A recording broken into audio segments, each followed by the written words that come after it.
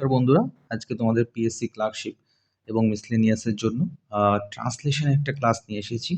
তবে আজকে ট্রান্সলেশন কোনো প্যাসেজ নয়, এটা ট্রান্সলেশনে কিছু বিশেষ রুলস, যেগুলো তোমাদের আসন্ন পিএসসি ক্লার্কশিপ এবং মিসলেনিয়াস পরীক্ষায় যে ট্রান্সলেশন প্যাসেজটা তোমাদের ফেস করতে হয় সেটা সলভ করতে অত্যন্ত গুরুত্বপূর্ণ ভূমিকা পালন করবে। দেখো, আজকে এই ক্লাসে আমি তোমাদের টোটাল 4টে রুলস নিয়ে ডিসকাস করব। এই 4টে রুলসই ভীষণ ভীষণ উপযোগী এবং দরকারি। ঠিক আছে, তো চলো দেখে নেওয়া যাক ফার্স্ট রুলটা কি আছে। রুল নাম্বার 1, দেখো আমরা কখনো কখনো বাংলা বাক্যে এরকমভাবে ইউজ করি না যে নাচতে নাচতে, হাসতে হাসতে, গাইতে গাইতে, খেতে খেতে, হাঁটতে হাঁটতে, এই যে শব্দদ্বৈত শব্দগুলো প্রয়োগ করি আমরা বাংলা বাক্যে, তো সেগুলো ইংরেজিতে কি করে ট্রান্সলেট করব।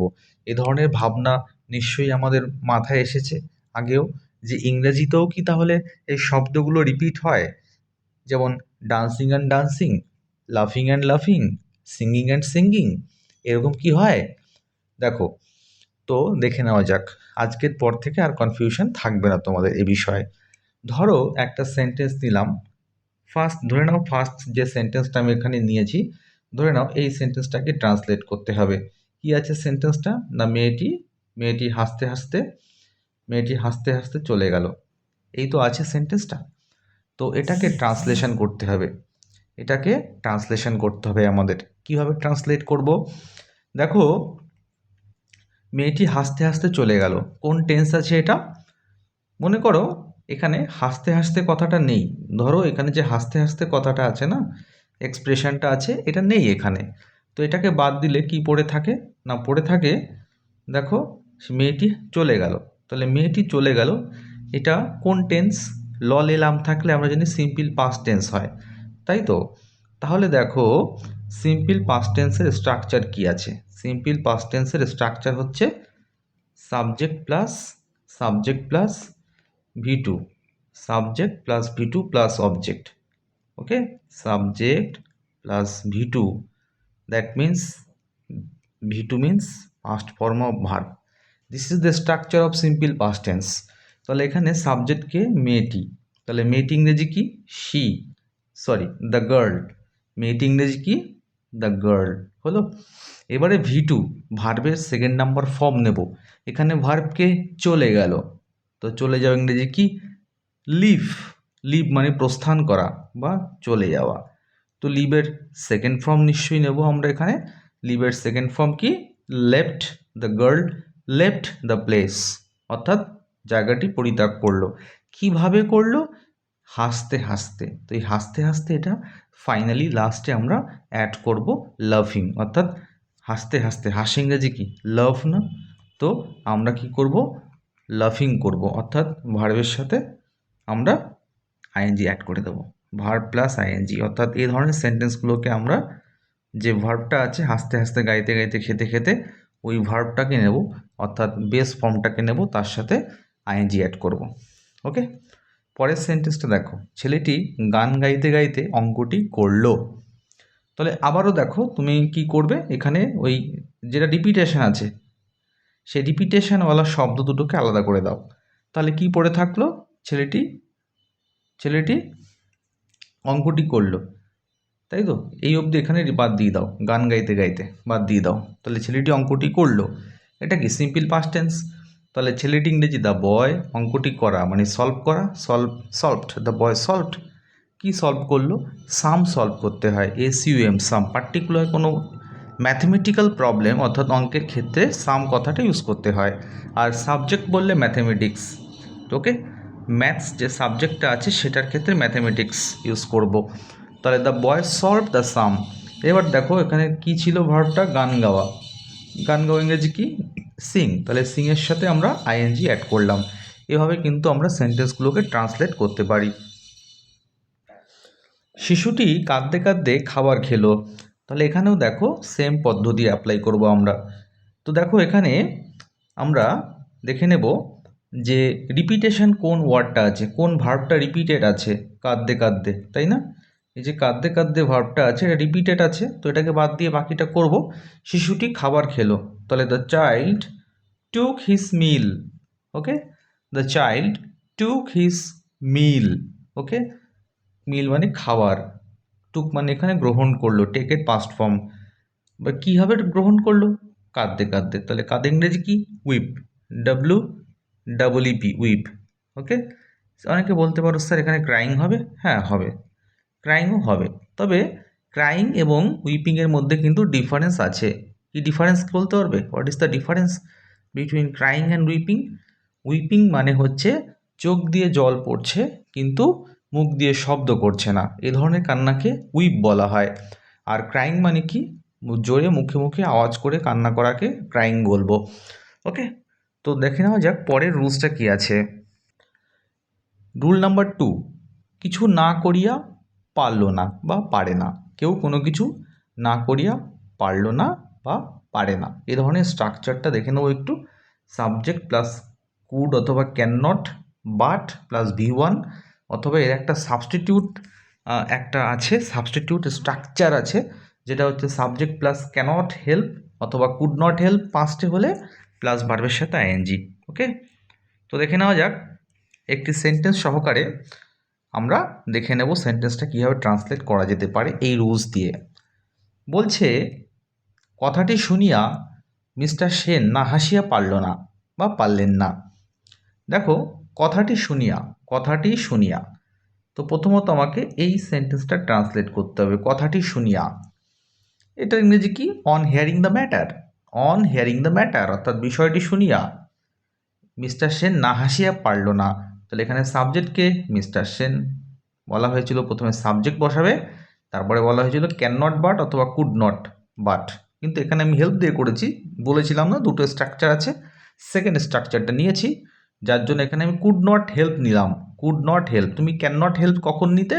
যদি একটা প্রেজেন্টে থাকতো, তাহলে subject plus could not help, ঠিক আছে, বা ক্যান নট হেল্প হতে পারে প্রেজেন্টের ক্ষেত্রে। যেহেতু একটা পাস্টে আছে তাই কুড নট হেল্প করলাম।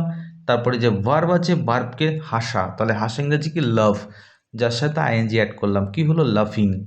তাহলে পুরো সেন্টেন্সটা কি হবে? On hearing the matter mister Sen could not help লাফিং। মিস্টার সেন না হেসে পারলেন না। পরের সেন্টেন্সটি দেখো, শিক্ষক মহাশয় ছাত্রটিকে না বকে পারলেন না। এটা কিভাবে ট্রান্সলেট করবো একটু দেখে নাও। Same process. তাহলে এখানে সাবজেক্টকে the teacher, subject the teacher. আচ্ছা, তারপরে কুড নট, আমি এটা কুড নট বাদ দিয়ে করেছি যেহেতু পাঁচটে আছে, পারলেন না। আর যদি বলি যে পারেন না, তাহলে ক্যান নট বাট হবে। আর পারলেন না মানে কি? পাঁচটে হয়ে গেছে, তাহলে কুড নট বাট ইউজ করব। তারপরে ভার্বের সেকেন্ড, সরি, ভার্বটা ইউজ করব। তাহলে এখানে ভার্বকে, বকা ইংরেজি কি? বকা তো ভার্ব, এখানে তো ভার্ব স্কোল্ড, তাই না?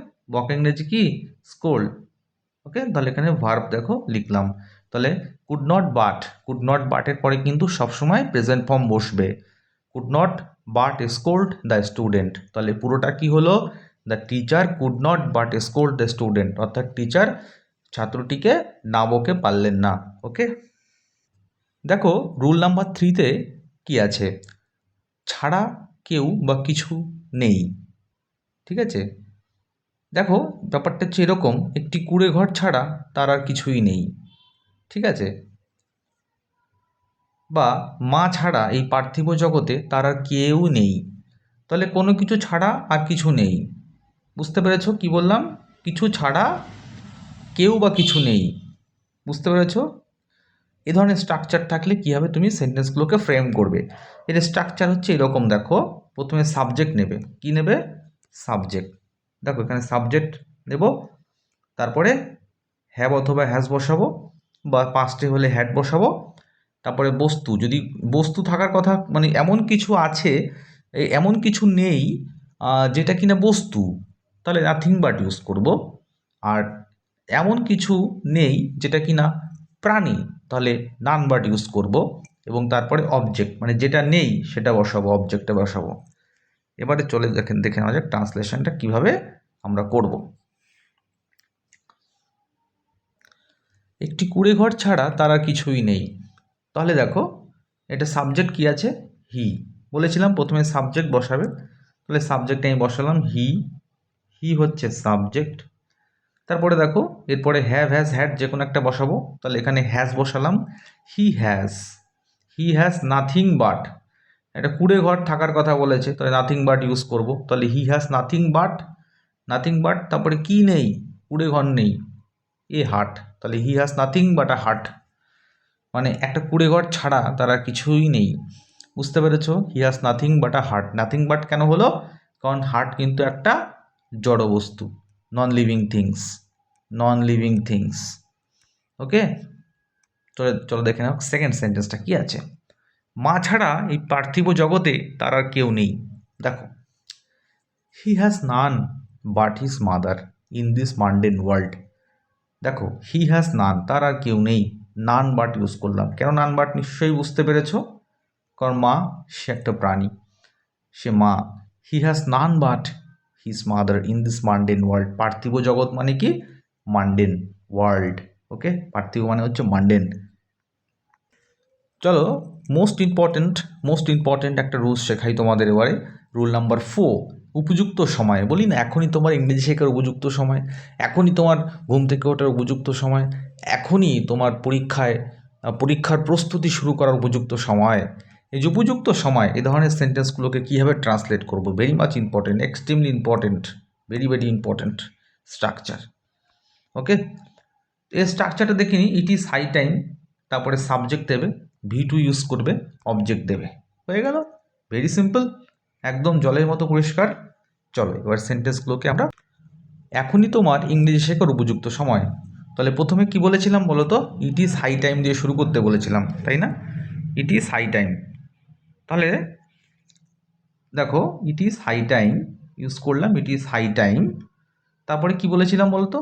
সাবজেক্ট ইউজ করতে বলেছিলাম, তারপরে কি বলেছিলাম? V2 ইউজ করতে, তারপরে অবজেক্ট। তাহলে it is high time you learned English. লার্নের past form learned.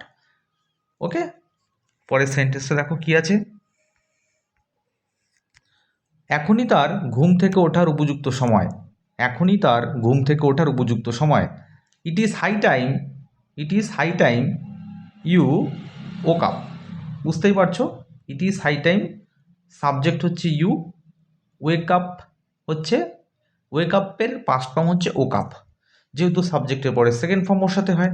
Okay, finally the last but not least one, এটাই তোমার সরকারি চাকরি পাওয়ার উপযুক্ত সময়। কি হবে? It is high time you got a government job.